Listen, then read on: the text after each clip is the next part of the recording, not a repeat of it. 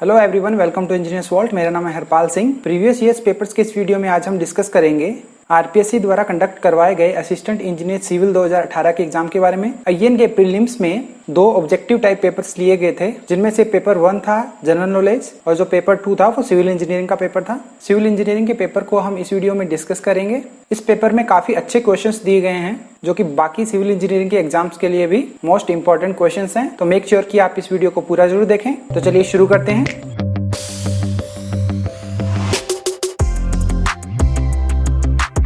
देखिए, इस पेपर में टोटल 100 क्वेश्चंस दिए गए हैं जो कि 200 मार्क्स के क्वेश्चंस हैं और इन्हें 2 घंटे के अंदर कंप्लीट करना था। चलिए शुरू करते हैं क्वेश्चन नंबर 1 से। A prismatic bar when subjected to pure bending assumes the shape of, options दिए गए हैं catenary, cubic parabola, quadratic parabola या फिर आर्क ऑफ द सर्कल। देखिए, जब प्योर बेंडिंग का केस होता है तो जो बार है वो इस तरह से इस कर्व शेप के अंदर वो बेंड हो जाती है। जिस शेप में बेंड होती है वो होता है आर्क ऑफ द सर्कल। तो इस क्वेश्चन का आंसर हो जाएगा ऑप्शन 4। नेक्स्ट क्वेश्चन देखते हैं। Most common method of prestressing used for factory production is, options दिए गए हैं long line method, Freyssinet system, Magnel Blaton system या फिर ली मैकॉल सिस्टम। देखिए, जो फैक्ट्रीज के अंदर जो मेथड यूज किया जाता है वो होता है लॉन्ग लाइन सिस्टम, जिसको हम होयर सिस्टम भी बोलते हैं। तो ये हमें ध्यान रखना है। देखिए, इस सिस्टम में क्या होता है कि हम इन दो जैक्स के बीच में एक टेंडन को प्री स्ट्रेस करके, यानी कि दोनों साइड से टेंशन फोर्स लगा के इन दोनों जैक्स के बीच के अंदर उसको फिक्स कर लेते हैं। उसके बाद हम डिफरेंट बीम्स की इस तरह से कास्टिंग कर लेते हैं। जब ये कंक्रीट हार्ड हो जाता है, स्प्लिट यानी कि कंक्रीट और टेंडन के बीच में परफेक्ट बॉन्डिंग हो जाती है, तो हम इस टेंडन को बीच में से काट देते हैं यहाँ से और ये इंडिविजुअल बीम्स हमारे रेडी हो जाते हैं। इस मेथड को यूज किया जाता है फैक्ट्रीज के अंदर मास प्रोडक्शन के लिए। तो हमें ध्यान रखना है। इस क्वेश्चन का आंसर हो जाएगा long line method, option 1। Next question देखते हैं। The drain which is provided parallel to the roadway to intercept and divert the water from hill slopes is, options दिए गए हैं sloping drain, catch water drain, side drain या फिर cross drain। देखिए, question के अंदर पूछा गया है कि ऐसी ड्रेन जो कि रोडवे के पैरेलल प्रोवाइड की जाती है, जो हिल पे वाटर जो स्लोप्स पे नीचे आता है उसको कलेक्ट करने के लिए। देखते हैं। देखिए, इस तरह से ये एक हिल होती है और जो भी वाटर हिल से नीचे की ओर आता है उसको कैच करने के लिए हम यहाँ पे एक कैच वाटर ड्रेन प्रोवाइड करते हैं, ताकि ये वाटर आगे ट्रेवल ना करे, आगे लो लाइन एरिया या फिर प्लेन एरिया पे ट्रेवल ना करे। तो आगे की तरफ वाटर को जाने से रोकने के लिए पहले ही हम यहाँ पे कैच वाटर ड्रेन लगा देते हैं। ये जो ड्रेन होती है ये रोडवे है उसके पैरेलल होती है, तो ये सारा वाटर यहाँ से कैच करके आगे जाके डाइवर्ट कर देती है। तो इस क्वेश्चन का आंसर हो जाएगा catch water drain. Next question देखते हैं। A traffic rotary is justified where, options दिए गए हैं number of intersecting roads is between 8 and 10, space is limited and costly, when traffic volume is greater than 6000 vehicles per hour, when traffic volume is having lowest limit of 500 vehicles per hour. देखिए, जब भी हम कोई traffic rotary provide करते हैं तो उसके लिए लोवेस्ट लिमिट होती है ट्रैफिक की, वो होती है 500 व्हीकल पर आवर। उसके लिए जो अपर लिमिट होती है वो होती है 3000 व्हीकल पर आवर। और उसके अंदर तभी प्रोवाइड करते हैं जब राइट टर्न ट्रैफिक होता है वो हाई हो, यानी कि 30% से ज्यादा जो ट्रैफिक हो वो राइट टर्न ले रहा हो, और जो अप्रोच रोड है वो कम से कम 4 होनी चाहिए, मैक्सिमम ये 7 तक जा सकती हैं। तो ये भी हमें ध्यान रखना है। तो इस क्वेश्चन का आंसर हो जाएगा when traffic volume is having lowest limit of 500 vehicles per our, option 4 है जो करेक्ट हो जाएगा। नेक्स्ट क्वेश्चन देखते हैं। Contour lines can unite only in one condition, that is, options दिए गए हैं केव, वैले, वर्टिकल क्लिफ या फिर रिवर बेड। देखिए, जो कंटूर लाइन होती है वो यूनाइट एक ही कंडीशन में होती है, वो होता है वर्टिकल क्लिफ की कंडीशन में। देखिए, इस तरह से क्या होगा कि वो जितनी भी ये डिफरेंट लाइंस हैं, इस जो वर्टिकल क्लिफ है यहाँ पे आके सारी की सारी यूनाइट हो जाती हैं। तो इस क्वेश्चन का आंसर हो जाएगा ऑप्शन 3। नेक्स्ट क्वेश्चन देखते हैं। Tacheometry is adopted where, options दिए गए हैं too many curves exist at the border, obstacles undulation exist, limitation of space exist, none of the above. देखिए, टैक्योमेट्री जो मेथड है सर्वेइंग का, हम तब अडॉप्ट करते हैं जब ग्राउंड के अंदर कोई ऑब्स्टेकल्स आ जाए, कोई हर्डल्स आ जाए या फिर ग्राउंड जो है वो प्लेन ना होकर उसके अंदर अनड्यूलेशंस हो, तो हम टैक्योमेट्री मेथड का यूज करते हैं। तो इस क्वेश्चन का आंसर हो जाएगा ऑप्शन 2। नेक्स्ट क्वेश्चन देखते हैं। 70% index of wetness means, options दिए गए हैं rain excess of 30%, rain deficiency of 30%, rain deficiency of 70% या फिर नन ऑफ द अबव। देखते हैं क्वेश्चन कैसे होगा। देखिए, रेनफॉल डेफिशिएंसी होती है, उसको हम लिखते हैं 100 माइनस इंडेक्स ऑफ वेटनेस। हमें क्वेश्चन के अंदर इंडेक्स ऑफ जो वेटनेस है वो 70% दिया गया है, यानी कि रेनफॉल डेफिशिएंसी वो हो जाएगी 100 - 70 = 30%। तो हमारे क्वेश्चन का आंसर है वो है रेनफॉल डेफिशिएंसी 30%, यानी कि ऑप्शन जो 2 है वो करेक्ट हो जाएगा। देखिए इसके अलावा कुछ और बातें भी हमें ध्यान रखनी है, जैसे कि जो इंडेक्स ऑफ वेटनेस है वो हम कैसे कैलकुलेट करते हैं। देखिए उसका फॉर्मूला होता है रेनफॉल इन अ ईयर, यानी कि किसी भी ईयर के अंदर जो रेनफॉल होती है उसको अगर हम डिवाइड करते हैं एवरेज एनुअल रेनफॉल से, तो जो रेशियो आएगा परसेंटेज के अंदर उसको हम बोलते हैं इंडेक्स ऑफ वेटनेस। देखिए अगर ये इंडेक्स ऑफ वेटनेस 100% होती है तो उस ईयर को हम बोलते हैं नॉर्मल ईयर, और अगर 100% से कम आती है तो वो ईयर होता है बैड ईयर, और अगर 100% से ज्यादा आती है तो वो ईयर होता है गुड ईयर। तो ये सब बातें भी हमें ध्यान रखनी है। नेक्स्ट क्वेश्चन देखते हैं। मेथेमोग्लोबिनीमिया और blue baby is caused due to, options दिए गए हैं क्लोराइड्स, फ्लोराइड्स, नाइट्रेट्स या फिर सल्फाइड। देखिए जो ब्लू बेबी रोग होता है वो होता है नाइट्रेट्स की वजह से, तो इस क्वेश्चन का आंसर है ऑप्शन 3 नाइट्रेट्स। तो ये हमें ध्यान रखना है। देखिए जो फ्लोराइड्स की वजह से होता है वो होता है फ्लोरोसिस, तो ये भी हमें ध्यान रखना है। नेक्स्ट क्वेश्चन देखते हैं। Lacustrine soil is obtained from, options दिए गए हैं रिवर, ग्लेशियर्स, सी या फिर लेक बेड। देखिए जो लकस्टाइन सॉइल है ऑप्शन से हमें पता चल रहा है जो लकस्टाइन सॉइल है वो हमें लेक्स के बेड से हमें मिलती है, तो इस क्वेश्चन का आंसर हो जाएगा ऑप्शन 4। देखिए जो रिवर्स के बेड से हमें मिलती है उसको हम बोलते हैं एलुवियल सॉइल, जो सी के बेड से हमें मिलती है उसको बोलते हैं मैराइन सॉइल्स। तो ये सब बातें भी हमें ध्यान रखनी है। नेक्स्ट क्वेश्चन देखते हैं। A prismatic member with an area of cross section A is subjected to a tensile load P, then the maximum shear stress and its inclination with the direction of load respectively are, options दिए गए हैं P/A and 60 degree, P/2A and 45 degree, P/2A and 60 degree, P/A and 45 degree. देखते हैं question कैसे होगा। देखिए question के अंदर हमें दिया गया है कि एक प्रिज्मेटिक बार है जिसका क्रॉस सेक्शन एरिया हमें ए दिया गया है, और क्वेश्चन में दिया गया है कि उस पे जो P है वो टेंसाइल फोर्स लग रहा है दोनों साइड के अंदर। देखिए अगर P टेंसाइल फोर्स लग रहा है उसको हम डिवाइड करेंगे एरिया से तो हमारे पास स्ट्रेस आ जाएगा, यानी कि यूनी एक्सियल जो स्ट्रेस लग रहा है वो सिग्मा लग रहा है, सिग्मा = P/A है। तो ये क्वेश्चन के अंदर हमसे दिया गया है। देखिए क्वेश्चन के अंदर हमसे पूछा गया है कि मैक्सिमम शियर स्ट्रेस है उसकी वैल्यू क्या होगी। देखिए अगर हम इसका मोहर सर्कल डायग्राम ड्रॉ करेंगे तो उसके लिए मैक्सिमम नॉर्मल स्ट्रेस होगा σ1, वो इक्वल हो जाएगा P/A के, और जो मिनिमम नॉर्मल स्ट्रेस है उसकी वैल्यू हो जाएगी 0। तो मोहर सर्कल ड्रॉ करने पे इस तरह से मोहर सर्कल ड्रॉ होगा, और जो मोहर सर्कल की जो रेडियस है वो रिप्रेजेंट करती है मैक्सिमम शियर स्ट्रेस को। देखिए जो टो मैक्स है वो इक्वल टू होता है रेडियस ऑफ मोहर सर्कल, और उसको हम रिप्रेजेंट करते हैं σ1 - σ2 / 2। यहाँ क्वेश्चन के अंदर σ1 है वो P/A है, और जो σ2 है इसकी वैल्यू क्या है, इसकी वैल्यू है 0। तो इसको सोल्व करेंगे तो हमारे पास आ जाएगा σ/2 यानी कि P/2A। तो ये हमारे पास मैक्सिमम शियर स्ट्रेस की जो वैल्यू आ गई। अब हमें देखना है कि उसका इंक्लिनेशन क्या है। देखिए जो प्लेन जो मैक्सिमम शियर स्ट्रेस वाला प्लेन है अगर उसका इंक्लिनेशन निकालना हो तो उसका हमारे पास डायरेक्ट फॉर्मूला रहता है tan 2θs = -σy - σx / 2 τ xy। देखिए यहाँ पे σy की वैल्यू जो है वो 0 है, और जो σx है उसकी वैल्यू है P/A, और जो टो xy है ये हमारे पास नहीं दिया गया क्वेश्चन में, यानी कि इसकी वैल्यू 0 है। देखिए अगर नीचे 0 आ जाएगा तो इस होल का पूरे की वैल्यू जो है हो जाएगी इन्फिनिटी। tan इन्फिनिटी जो होता है वो होता है 90, तो 2θs की वैल्यू 90 डिग्री अगर होगी तो θs की वैल्यू आ जाएगी 45 डिग्री। तो इस क्वेश्चन का जो आंसर हो जाएगा वो हो जाएगा option 2 P/2A and 45 degree. Next question देखते हैं। The phenomenon of decreased resistance of material due to reversal of stress is called, options दिए गए हैं क्रीप, फटीग, रेजिलियंस या फिर प्लास्टिसिटी। देखिए किसी भी सरफेस के ऊपर अगर रिवर्सल ऑफ स्ट्रेस लग रहा हो तो उसको हम बोलते हैं फटीग, तो इसका आंसर हो जाएगा ऑप्शन 2। नेक्स्ट क्वेश्चन देखते हैं। A bull knows brick is not used for, options दिए गए rounding off sharp corners, pillars, decoration purposes या फिर आर्चेज। देखिए जो बुल नोज ब्रिक है उसका यूज आर्चेज के लिए नहीं किया जाता है, बाकी सब में इसका यूज होता है, तो इस क्वेश्चन का आंसर हो जाएगा option 4 arches.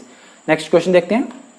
Bullet proof glass is made of thick glass sheet sandwich by a layer of, options दिए गए हैं steel, stainless steel, vinyl plastic या फिर क्रोमियम प्लेट। देखिए जो बुलेट प्रूफ ग्लास हम बनाते हैं तो वो एक तरह से सैंडविच होता है जिसके अंदर जो 2 लेयर होती हैं वो ग्लास की होती हैं, और उसके बीच की जो लेयर होती है वो प्लास्टिक की होती है, वो विनाइल प्लास्टिक की होती है, जो कि क्वेश्चन के ऑप्शन हमें 3 दिया गया है, तो इस क्वेश्चन का आंसर हो जाएगा ऑप्शन 3। नेक्स्ट क्वेश्चन देखते हैं। The most suitable equipment for compacting clay soil is, options दिए गए smooth wheel roller, pneumatic tyre roller, sheep foot roller या फिर वाइब्रेटर। देखिए क्वेश्चन के अंदर हमसे पूछा गया है कि क्ले सॉइल के लिए कॉम्पैक्शन में हम कौन सा इक्विपमेंट यूज करते हैं। देखिए तो पहले हम देख लेते हैं कि कौन कौन से इक्विपमेंट होते हैं और वो कौन सी टाइप की सॉइल के लिए यूज किए जाते हैं। देखिए जो शीप फुट रोलर्स होते हैं उसको हम क्लेई सॉइल के लिए यूज करते हैं, जो क्वेश्चन में हमसे पूछा गया है। जो वाइब्रेटरी रोलर्स होते हैं वो हम नॉर्मली सैंड्स के लिए यूज करते हैं। जो स्मूथ व्हील रोलर होते हैं उसको हम क्रस्ट रॉक या फिर ग्रेवल या फिर सैंड्स के लिए यूज करते हैं। न्यूमेटिक टाइप रोलर्स होते हैं उनको हम सैंड, ग्रेवल, सिल्ट, क्ले सभी के लिए यूज कर सकते हैं। जो रैमर्स या टेम्पर्स होते हैं उनको सभी सॉइल के लिए यूज कर सकते हैं, लेकिन ये एक छोटे एरिया, एक कन्फाइंड एरिया के लिए हम उसको यूज कर सकते हैं। तो हमें इन सभी इक्विपमेंट के बारे में पता होना चाहिए, ये कौन से टाइप के लिए सॉइल के लिए हम यूज करते हैं और ये कौन से टाइप के प्रोजेक्ट के लिए यूज किए जाते हैं। तो क्वेश्चन में ये भी पूछा जा सकता है कि अर्थ डैम के कोर के लिए हम कौन से टाइप की सॉइल का यूज करते हैं और कौन से टाइप के इक्विपमेंट का यूज करते हैं, तो इसका हमें पता होना चाहिए। तो जो भी इस टेबल के अंदर डेटा दिया गया है वो आपको याद रखना है, आपको ध्यान में रखना है। इस क्वेश्चन में पूछा गया था कि एक क्लेई सॉइल के कॉम्पैक्शन के लिए हम कौन सा यूज करते हैं। ऑप्शन जो 3 है शीप फुट रोलर, वो करेक्ट हो जाएगा। नेक्स्ट क्वेश्चन देखते हैं। RC2, MC2 and SC2 correspond to options दिए गए हैं same viscosity in increasing order from RC2 to SC2, viscosity in decreasing order from RC2 to SC2, none of the वो। देखिए पहले हम देखते हैं कि ये जो एब्रीविएशंस दिए गए हैं क्या है, इनकी फुल फॉर्म क्या है। देखिए RC होता है रैपिड क्योरिंग, जो MC लिखा हुआ है ये होता है मीडियम क्योरिंग और जो SC है वो होता है स्लो क्योरिंग। देखिए जो रैपिड क्यूरिंग जो बिटमिन्स होता है उसको फॉर्म किया जाता है बिटमिन के अंदर नेफ्था और गैसोलीन को ऐड करके। जो मीडियम क्यूरिंग है वो मिलता है बिटमिन के अंदर क्रोसिन और डीजल को ऐड करके। जो स्लो क्यूरिंग जो बिटमिन है वो मिलता है बिटमिन के अंदर ऑयल को ऐड करके, जिसका क्या है बॉइलिंग पॉइंट बहुत ज्यादा हो। देखिए अब हम देखते हैं इनके ग्रेड्स क्या होते हैं। देखिए अगर सेम ग्रेड के अलग अलग टाइप के बिटमिन होते हैं तो उनकी विस्कोसिटी सेम होती है। जैसे RC0, MC0 और SC0 ये तीनों अलग अलग ग्रेड के जो बिटमिन हैं, लेकिन उनकी विस्कोसिटी सेम होगी। RC1, MC1 और SC1 ये तीनों की जो है ग्रेड सेम है, लेकिन टाइप्स अलग अलग हैं, इनकी विस्कोसिटी भी सेम होगी। और जो तीसरे RC2, MC2 और SC2 हैं, इनकी भी जो ग्रेड्स अलग अलग हैं, लेकिन इनकी विस्कोसिटी सेम होती है। तो ये बात हमें ध्यान रखनी है। अलग अलग टाइप के बिटमिन जिनकी जो ग्रेड सेम होती है तो उनको विस्कोसिटी भी सेम होती है, लेकिन अगर सेम टाइप के और ग्रेड उनकी अलग अलग हो तो उनकी विस्कोसिटी डिफरेंट होती है। तो ये भी हमें ध्यान रखना है। क्वेश्चन के अंदर हमसे पूछा गया है कि RC2, MC2 और SC2 तो इनकी जो विस्कोसिटी वो सेम होगी। ऑप्शन जो 1 है वो करेक्ट हो जाएगा। नेक्स्ट क्वेश्चन देखते हैं। The shape factor of an isosceles triangle should be, options दिए गए 1.5, 1.7, 2.34 या फिर 2। देखते हैं क्वेश्चन कैसे होगा। देखिए हमें क्या है कि शेप फैक्टर जो सभी शेप के जो स्टैंडर्ड शेप्स हैं उनके सबके हमें शेप फैक्टर ध्यान होने चाहिए। तो देखते हैं कौन कौन से शेप फैक्टर हैं। देखिए जो रेक्टेंगुलर सेक्शन होता है उसका शेप फैक्टर होता है 1.5। देखिए स्क्वायर सेक्शन होता है, अगर उनकी दोनों साइड अगर हॉरिजॉन्टल हैं इस तरह से, अगर वो कोई भी जो है स्क्वायर सेक्शन है तो उसकी जो शेप फैक्टर होगा वो होगा 1.5। उसका जो डायगोनल है वो अगर हॉरिजॉन्टल है, इस तरह से डायगोनल हॉरिजॉन्टल है, तो इस तरह की शेप का जो है शेप फैक्टर होगा 2। तो ये हमें ध्यान रखना है। देखिए सॉलिड सर्कुलर सेक्शन है तो 1.7 होता है। अगर थिन सर्कुलर रिंग है तो उसका जो शेप फैक्टर होता है 1.25। देखिए ट्रायंगुलर सेक्शन के अंदर क्या होता है, अगर वर्टेक्स अपवर्ड है, यानी कि इस तरह से अगर वर्टेक्स अपवर्ड दिया है तो उसके लिए होता है 2.34। और अगर वर्टेक्स हॉरिजॉन्टल है, अगर वर्टेक्स इस तरह से हॉरिजॉन्टल है तो उसका शेप फैक्टर हो जाएगा 2। तो ये भी हमें ध्यान रखना है। टी सेक्शन के लिए होता है 1.9 से लेके 1.95। आई सेक्शन के अंदर होता है अबाउट द स्ट्रॉन्ग एक्सिस 1.12 और अबाउट द वीक एक्सिस 1.15। तो ये सारी वैल्यू हमें ध्यान रखनी है। देखिए क्वेश्चन के अंदर हमसे पूछा गया है कि आइसोस्केल्स ट्रायंगल है, यानी कि इस तरह का जो ट्रायंगल है उसके लिए कितना होगा, तो इसका आंसर हो जाएगा ऑप्शन 3, 2.34। अगर क्वेश्चन के अंदर हमें स्पेसिफिकली दिया गया हो कि उसका वर्टेक्स हॉरिजॉन्टल है तो हम 2 करेंगे, अदरवाइज हम 2.34 करेंगे। नेक्स्ट क्वेश्चन देखते हैं। For a floating body to be in stable equilibrium its meta centre should be, options दिए गए हैं below the centre of gravity, below the centre of buoyancy, above the centre of buoyancy या फिर above the centre of gravity. देखिए हमें Meta centre के बारे में पूछा गया है। क्वेश्चन में दिया गया है कि फ्लोटिंग बॉडी है और उसका मेटा सेंटर है, उसके बारे में हमें बताना है स्टेबल कंडीशन के अंदर। तो देखते हैं कैसे होगा क्वेश्चन। देखिए इस तरह से कोई भी बॉडी है, फ्लोटिंग बॉडी है, तो उसके अंदर क्या होता है, देखिए अगर मेटा सेंटर की पोजिशन होती है वो सेंटर ऑफ ग्रेविटी के ऊपर होती है तो जो बॉडी होती है वो स्टेबल होती है। अगर मेटा सेंटर ऑफ ग्रेविटी पर एग्जिस्ट करता है तो वो बॉडी होगी न्यूट्रल कंडीशन के अंदर। अगर मेटा सेंटर ऑफ ग्रेविटी के नीचे अगर एग्जिस्ट करता है तो वो कंडीशन होगी अनस्टेबल कंडीशन। तो क्वेश्चन के अंदर हमसे स्टेबल इक्विलिब्रियम के बारे में पूछा गया है। तो इसका मतलब है कि मेटा सेंटर है वो सेंटर ऑफ ग्रेविटी के ऊपर होना चाहिए, यानी कि जो जीएम है पॉजिटिव होनी चाहिए। इसका आंसर हो जाएगा ऑप्शन जो 4 है, above the centre of gravity होनी चाहिए मेटा सेंटर की पोजीशन, ये करेक्ट हो जाएगा। नेक्स्ट क्वेश्चन देखते हैं। As per IS 800 the maximum bending moment of purlin is, options दिए गए हैं WL/6, WL/8, WL/4 या फिर WL/10। देखिए एज पर IS कोड जो मैक्सिमम बेंडिंग मोमेंट होता है किसी पर्लिन के अंदर, तो उसकी वैल्यू होती है WL/10, यानी कि ऑप्शन जो 4 है वो करेक्ट हो जाएगा। ये कोडल प्रोविजन है, बहुत से एग्जाम के अंदर ये क्वेश्चन सेम क्वेश्चन डायरेक्ट पूछा जाता है, तो इसकी वैल्यू हमें पता होनी चाहिए। देखिए यहाँ पे जो W लोड है ये टोटल लोड होता है, तो ये हमें ध्यान रखना है। नेक्स्ट क्वेश्चन देखते हैं। The standard meridian of India is, options दिए गए हैं 35 degree, 82 degree 30 minute, 67 degree 30 minute या फिर 120 डिग्री। देखिए इस क्वेश्चन का आंसर तो लगभग सभी को पता होगा कि जो स्टैंडर्ड मेरिडियन है वो हमारे इंडिया से जो पास होती है वो होती है 82 डिग्री 30 मिनट, जो ऑप्शन 2 है वो करेक्ट है। यानी कि जो ग्रीनविच लाइन है उससे 82 डिग्री 30 मिनट ईस्ट के अंदर पास होती है, वो इंडिया के लिए स्टैंडर्ड मेरिडियन है। यूपी में इलाहाबाद से पास होती है, तो ये भी हमें ध्यान रखना है। नेक्स्ट क्वेश्चन देखते हैं। The window provided on the sloping roof of a building is called, options दिए गए हैं dormer window, bay window, skylight window या फिर ग्लेज विंडो। देखिए क्वेश्चन के अंदर हमसे पूछा गया है कि स्लोपिंग रूफ के अंदर जो विंडो प्रोवाइड करते हैं उस विंडो को हम क्या बोलते हैं। देखते हैं किस किस टाइप की विंडो है। देखिए जो डॉर्मर विंडो होती है, इस तरह से अगर कोई भी स्लोपिंग रूफ होती है तो उसके अंदर जो हम विंडो प्रोवाइड करते हैं इस तरह से, उसको हम बोलते हैं डॉर्मर विंडो। अगर इस तरह से कोई विंडो होती है उसको हम बोलते हैं बे विंडो। और स्काईलाइट यानी कि जो सनलाइट को एंटर करवाने के लिए किसी की बिल्डिंग के अंदर जो इस तरह से हम इंक्लाइन विंडो प्रोवाइड करते हैं उसको बोलते हैं हम स्काई लाइट विंडो। तो ये सब हमें ध्यान रखना है। क्वेश्चन के अंदर हमसे पूछा गया था कि स्लोपिंग रूफ के लिए जो विंडो प्रोवाइड करते हैं तो वो होती है डॉर्मर विंडो, ऑप्शन 1 है जो करेक्ट हो जाएगा। नेक्स्ट क्वेश्चन देखते हैं। A queen closure is a, options दिए गए हैं brick laid with its length parallel to the face or direction of the wall, brick laid with its width parallel to the face or direction of the wall, brick having the same length and depth as the other brick but half the width, brick with half the width at the one end and full width at the other। देखते हैं कि queen closure वो क्या होता है। देखिए इस तरह से फुल ब्रिक होती है, अगर उसको हम हाफ डिवाइड कर देते हैं तो उसको हम बोलते हैं क्वीन क्लोजर। तो क्वेश्चन के अंदर हमें इसके बारे में पूछा गया है। इसके अलावा हम बाकी के जो हैं वो भी देख लेते हैं।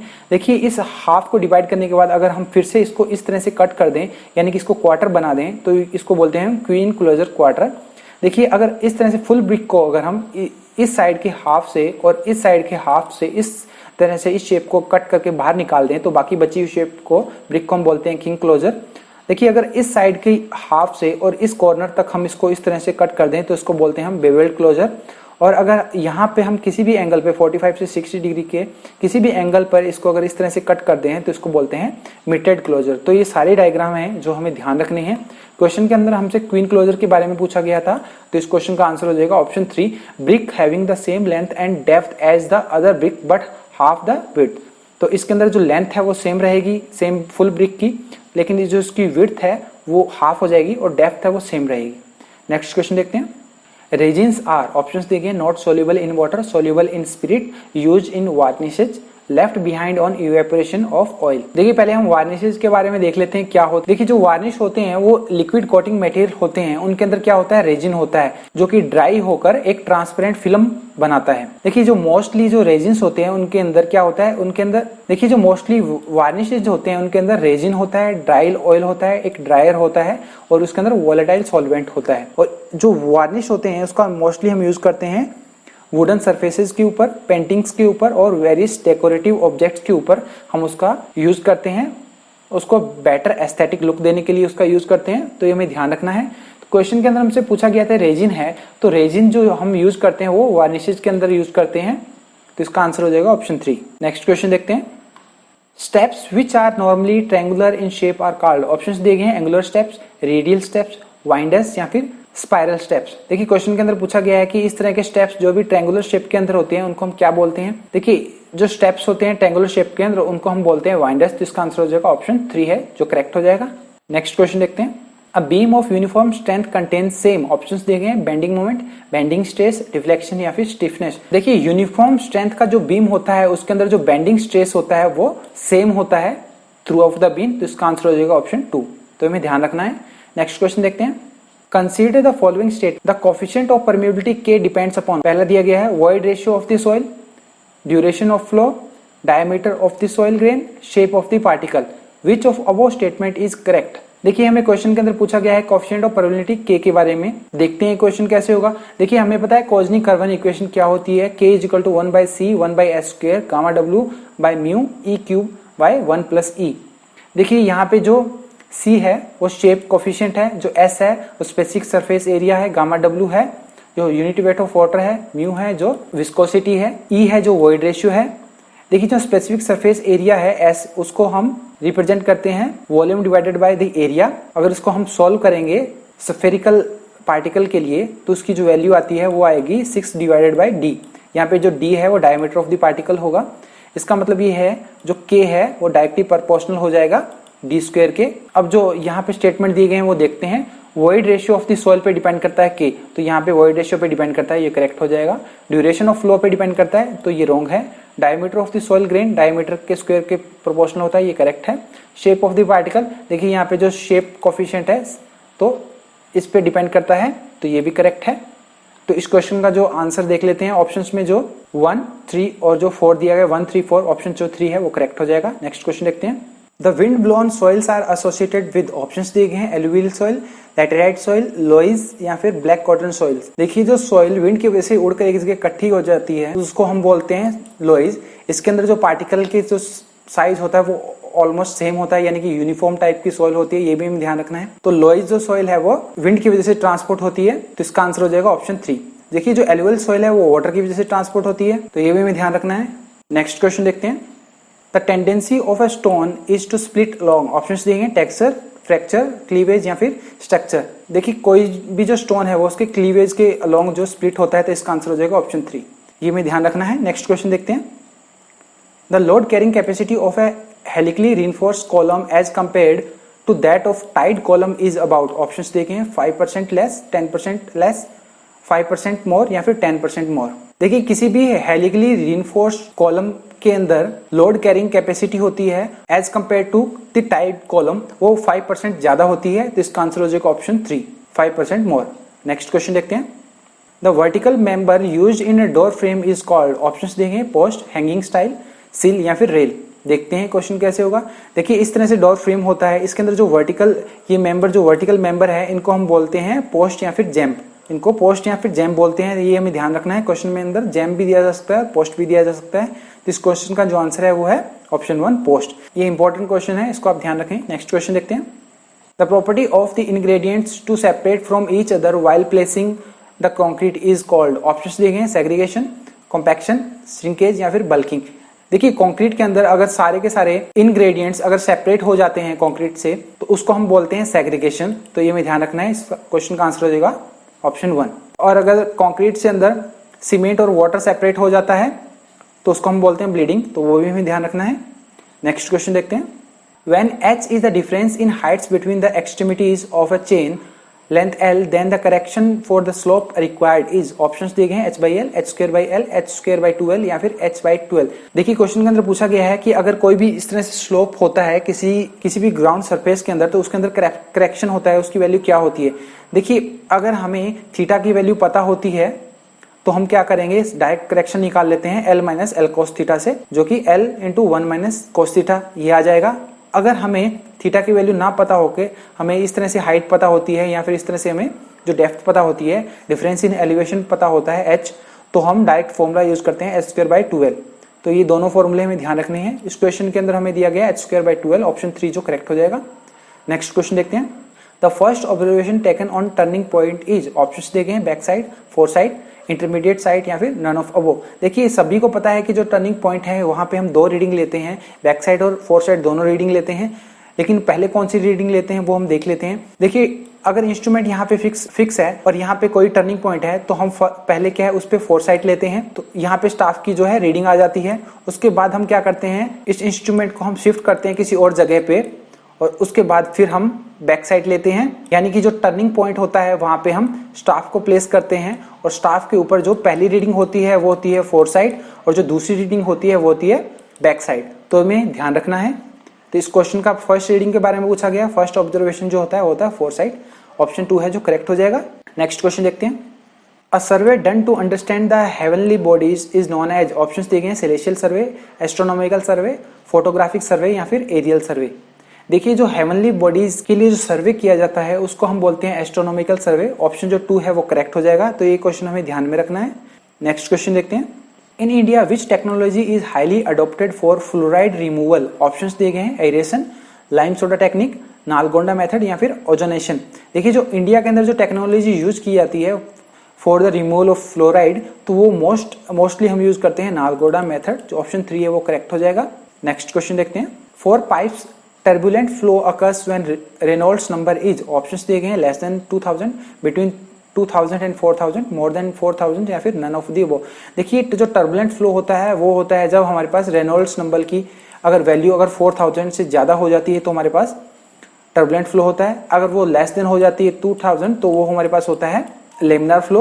अगर 2000 से 4000 के बीच में होती है तो वो जो फ्लो होता है उसको हम बोलते हैं ट्रांजिशनल फ्लो। क्वेश्चन के अंदर हमसे पूछा गया टर्बुलेंट फ्लो, तो इसका आंसर हो जाएगा मोर देन 4000। अगर रेनॉल्ड्स नंबर की वैल्यू हो जाती है तो वो जो फ्लो होगा टर्बुलेंट फ्लो होगा। नेक्स्ट क्वेश्चन देखते हैं। An isobar is a line which connects all points below the ground surface at which, options दिए गए हैं the local ground elevation is the same, the settlement is the same, the vertical stress is the same, the ground elevation is varying. देखिए पहले समझते हैं कि isobar होता क्या है। देखिए जो बार है वो यूनिट है प्रेशर की यानी कि स्ट्रेस की। आइसोबार मतलब सेम स्ट्रेस। इस तरह से ये डायग्राम दिया गया है, जो कर्व शेप्स यहाँ पे बनाई गई हैं इनको हम बल्ब्स बोलते हैं। ये जो बल्ब्स हैं ये डिफरेंट आइसोबार्स को रिप्रेजेंट करते हैं, यानी कि एक सिंगल बल्ब के ऊपर जितने भी पॉइंट्स हैं वहां पे जो स्ट्रेस की वैल्यू होगी, जो वर्टिकल स्ट्रेस की वैल्यू होगी वो सेम होगी।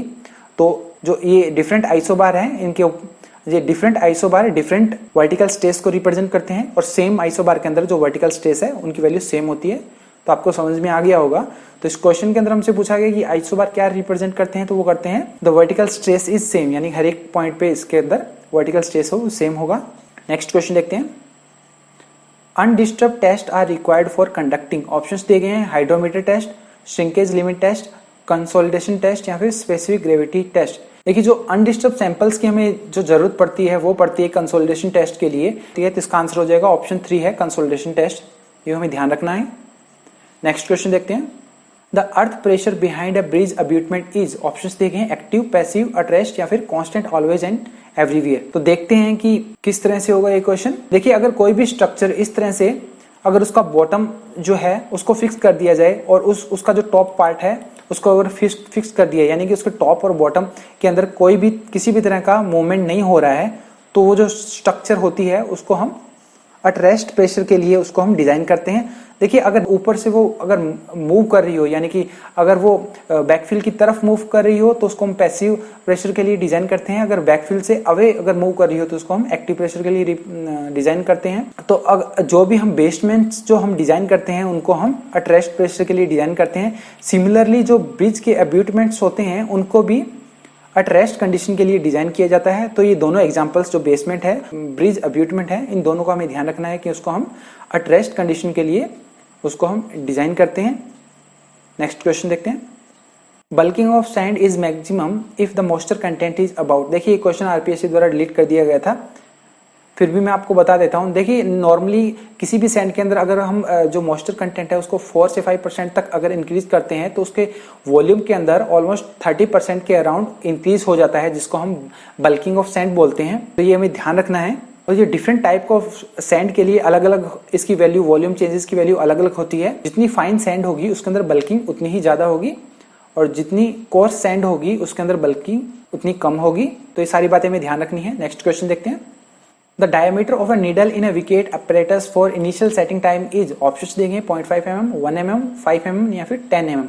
देखिए इस तरह के क्वेश्चन के लिए हमें जो विकेट अपरेटस का जो डायग्राम है उसके अंदर जितनी भी वैल्यूज मैंने यहाँ दिखा रखी है आपको, ये सारी की सारी ध्यान में होनी चाहिए।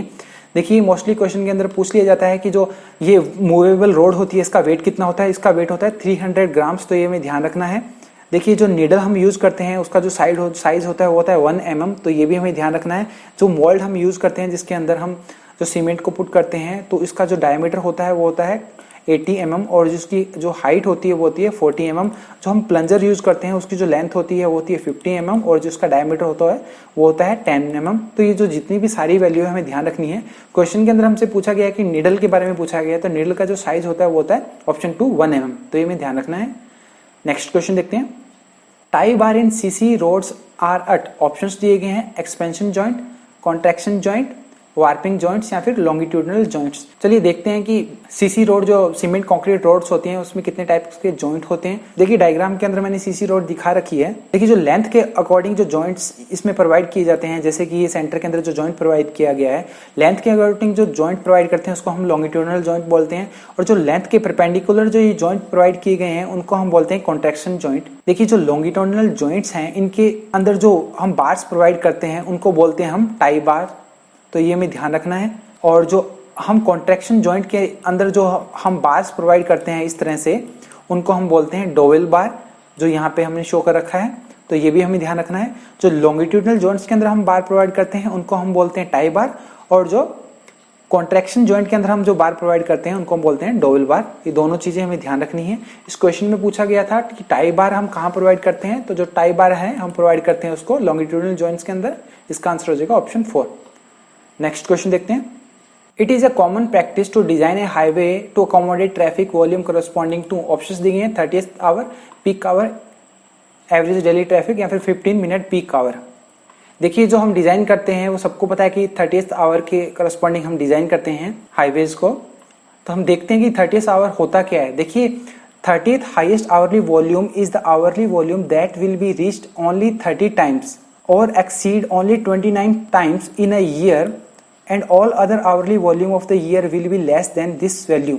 देखिए जो वैल्यू होगी 30 के अकॉर्डिंग, जो भी वॉल्यूम की जो वैल्यू होगी, यानी कि यहाँ पे जो भी वैल्यू आएगी corresponding to the 30th our, इसके जो करस्पॉन्डिंग जो है वॉल्यूम, उसके अकॉर्डिंग हम हाईवेज को डिजाइन करते हैं। इस क्वेश्चन का आंसर है ऑप्शन 1। नेक्स्ट क्वेश्चन देखते हैं। The two main gases obtained from anaerobic decomposition are, options दिए गए हैं ammonia and CO2, CO2 and CH4, CH4 and hydrogen sulphide, ammonia and CH4। देखिए क्वेश्चन के अंदर पूछा गया है कि एनारोबिक डिकम्पोजिशन के अंदर जो टू मेन गैसेस हैं वो कौन कौन सी हैं। तो इस क्वेश्चन का आंसर है ऑप्शन 2 है, जो CO2 एंड CH4, ये करेक्ट हो जाएगा। देखिए इस CO2 एंड CH4 के अलावा और भी गैसेस जो हैं जैसे हाइड्रोजन सल्फाइड, तो ये भी एनारोबिक कंडीशन के अंदर निकलती हैं। जो लेकिन जो दो मेन गैसेस हैं जिनका जो वॉल्यूम है वो सबसे ज्यादा होता है, तो वो होती है CO2 एंड CH4। तो ये ध्यान रखिए। नेक्स्ट क्वेश्चन देखते हैं। As per IS 456 the value of Fy at outermost tension fibre is, options दिए गए हैं 0.02 plus Fy divided by 1.5 ES, 0.0035 plus Fy divided by 1.5 ES, 0.002 plus Fy divided by 1.15 ES, या फिर 0.002 plus Fy divided by 1.5 ES। देखिए as per IS code 456 हम देखते हैं कि Fy की जो आउटर मोस्ट टेंशन फाइबर के अंदर क्या वैल्यू होती है। इस तरह से हमारे पास बीम का क्रॉस सेक्शन है, यहाँ पे रिइंफोर्समेंट हमने प्रोवाइड किया जाता है। देखिए इस लेवल के अंदर हम अगर स्ट्रेस डायग्राम को देखें तो स्ट्रेस डायग्राम जो है लिमिट स्टेट के अंदर इस तरह से ड्रॉ होता है। जो कंक्रीट का जो आउटर मोस्ट जो पार्ट होता है उसके अंदर जो मैक्सिमम स्ट्रेन की वैल्यू होनी चाहिए वो होनी चाहिए 0.0035। तो ये हमें ध्यान रखना है। और जो यहाँ पे जो रीइंफोर्समेंट होती है उसके अंदर जो मैक्सिमम टेंसाइल स्ट्रेन की जो वैल्यू होती है वो 0.002 plus Fy divided by 1.15 ES से कम नहीं होनी चाहिए at the time of the failure. तो ये हमें ध्यान रखना है। तो इस क्वेश्चन के अंदर हमसे जो पूछा गया था at the outer most tension fibre, तो इसका जो आंसर हो जाएगा ऑप्शन 3 है, जो करेक्ट हो जाएगा। नेक्स्ट क्वेश्चन देखते हैं। The RL of a point A which is on the floor is 100 metre and back side reading on A is 2.445 meter. If the foresight reading on a point B which is on the ceiling is 2.745 meter, the RL of point B will be। देखिए question के अंदर हमसे दिया गया है कि कोई point A है, उसका 100 mm हमें RL दिया गया है। अगर उस पॉइंट पे हमने क्या बैक साइड ली तो हमारे पास जो बैक साइड की रीडिंग आएगी ये। अगर हमने किसी और पॉइंट B के ऊपर अगर हमने फोरसाइट ली तो उसकी रीडिंग आएगी इतनी। और हमें क्वेश्चन में पूछा गया है कि बी का आरएल बताइए। तो देखते हैं हम इसका डायग्राम किस तरह से बनेगा। देखिए इस तरह से कोई पॉइंट ए है, उसका आरएल हमें 100 मीटर दिया गया है। अगर हमने यहाँ पे इंस्ट्रूमेंट फिक्स करके अगर यहाँ पे बैक साइड ली तो हमारे पास उसकी जो वैल्यू आएगी स्टाफ के अंदर रीडिंग आएगी वो आ जाएगी 2.445। क्वेश्चन के अंदर हमें दिया गया है। अगर हमने सेम इंस्ट्रूमेंट से अगर हमने कोई किसी कोई भी पॉइंट बी है जो कि सीलिंग पे है, उसके ऊपर अगर हमने बैक साइड ली तो उसकी जो रीडिंग आएगी हमारे पास टॉपिक वो आएगी 2.745। क्वेश्चन के अंदर हमें दिया गया है। देखिए हमें इस पॉइंट का जो आरएल पता है, हमें इस पॉइंट बी का आरएल निकालना है। तो हम क्या करेंगे, इस आरएल के अंदर ये हाइट को जोड़ देंगे और फिर हम इस हाइट को जोड़ देंगे तो हमारे पास पॉइंट बी का आरएल आ जाएगा। तो 100 के अंदर हम इन दोनों वैल्यू को ऐड करेंगे तो हमारे पास आंसर आ जाएगा 105.20, जो ऑप्शन 4 के अंदर है वो करेक्ट हो जाएगा। नेक्स्ट क्वेश्चन देखते हैं। Hydraulic lime is obtained by, options दिए गए फ्लाई ऐश, बर्निंग ऑफ कंकर, रेडस्टोन या फिर calcination of the pure clay. देखिए जो हाइड्रोलिक लाइम होता है उसको ऑब्टेन किया जाता है by the burning of the कंकर, तो ये हमें ध्यान रखना है। ऑप्शन 2 है जो करेक्ट हो जाएगा। नेक्स्ट क्वेश्चन देखते हैं। Excess of silica in a clay, options दिए गए हैं makes the brick brittle and weak, changes the colour of the brick from red to yellow, improves impermeability and durability of the brick, makes the brick crack and warp on drying. देखिए अगर silica की access हो जाती है किसी भी brick के अंदर तो उससे क्या होता है कि जो ब्रिक है वो ब्रिटल हो जाती है, यानी कि वो ब्रिक ब्रिटल हो जाएगी और वो ब्रिक है वो वीक हो जाएगी। तो इसका आंसर हो जाएगा ऑप्शन जो 1 है वो करेक्ट हो जाएगा। नेक्स्ट क्वेश्चन देखते हैं। Neoprene is suitable for use in, options दिए गए हैं jewellery work, floors of dance hall, bearing of bridges, hard duty rubber coating of floors. देखिए क्वेश्चंस काफी एग्जाम्स में डायरेक्ट पूछा जाता है, तो इस क्वेश्चन को हमें ध्यान में रखना है कि जो नियोप्रीन है उसको यूज किया जाता है बियरिंग ऑफ द ब्रिजेस के अंदर, तो ये हमें ध्यान रखना है। तो इसका आंसर हो जाएगा ऑप्शन 3 जो करेक्ट हो जाएगा। नेक्स्ट क्वेश्चन देखते हैं। इन अ ट्रांजिट थियोडाइट and incidental error due to eccentricity of vernier is primarily encountered by, options दिए गए reading both verniers, reading different part of the main scale, reading right and left faces या फिर taking both right swing readings। देखिए किसी भी थियोडाइट के अंदर अगर eccentricity of the vernier की वजह से कोई भी incidental error आ जाती है तो हम उसको क्या करते हैं कि हम दोनों वर्नियर की जो रीडिंग्स हैं उनको हम लेके उनका एवरेज जो वैल्यू होती है उसको हम ले लेते हैं, जो उसकी जो एवरेज वैल्यू होती है वो करेक्ट रीडिंग मानी जाती है। तो इसका आंसर हो जाएगा reading of the both verniers, option 1 है जो करेक्ट हो जाएगा। तो ये में ध्यान रखना है। नेक्स्ट क्वेश्चन देखते हैं। If a radius of a curvature of a simple curve is 229.2 metre then its degree of curvature is, options दिए गए 2 डिग्री, 3 डिग्री, 5 डिग्री या फिर 10 डिग्री। देखिए क्वेश्चन के अंदर हमसे क्या दिया गया है कि हमें रेडियस यानी कि r की वैल्यू हमें दी गई है कर्व की और हमसे डिग्री d की वैल्यू पूछी गई है। तो देखते हैं क्वेश्चन कैसे होगा। देखिए बाय आर्क डेफिनेशन हमारे पास फॉर्मूला है, अगर हम 20 मीटर का आर्क लेंथ अगर लेते हैं तो क्या होगा, डी का फॉर्मूला होगा जो degree is equal to 1146 divided by R. देखिए आर की वैल्यू हमें क्वेश्चन के अंदर दी गई है 229.2 मीटर, इसको हम अगर डिवाइड करेंगे तो हमारे पास आंसर आ जाएगा ऑलमोस्ट 5 डिग्री, ऑप्शन जो 3 है वो करेक्ट हो जाएगा। देखिए इस तरह से पार्ट 1 के अंदर हमने 50 क्वेश्चंस कंप्लीट कर लिए हैं। इस वीडियो को हम यहीं पे स्टॉप करते हैं, जो बाकी के बचे हुए क्वेश्चन हैं उसको हम नेक्स्ट वीडियो के अंदर कंटिन्यू करेंगे। ये इनके प्रीवियस ईयर्स पेपर्स को आप ऊपर आई बटन पे क्लिक करके प्लेलिस्ट को एक्सेस कर सकते हैं। देखिए अगर आपको ये वीडियो पसंद आया तो इसे अपने दोस्तों के साथ शेयर जरूर करें। इंजीनियर्स वर्ल्ड के चैनल पर इस तरह के वीडियोस हम लेकर आते रहेंगे, तो मेक श्योर कि आप इस चैनल को सब्सक्राइब करें ताकि हमारे कोई भी नई वीडियोज आप मिस ना करें। आपकी कोई भी क्वेरीज हो, आपकी कोई भी सजेशन हो तो आप नीचे कमेंट बॉक्स के अंदर हमें लिख सकते हैं या फिर आप हमें डायरेक्ट ईमेल भी कर सकते हैं। So keep studying, keep watching. See you in the next video. Namaskar.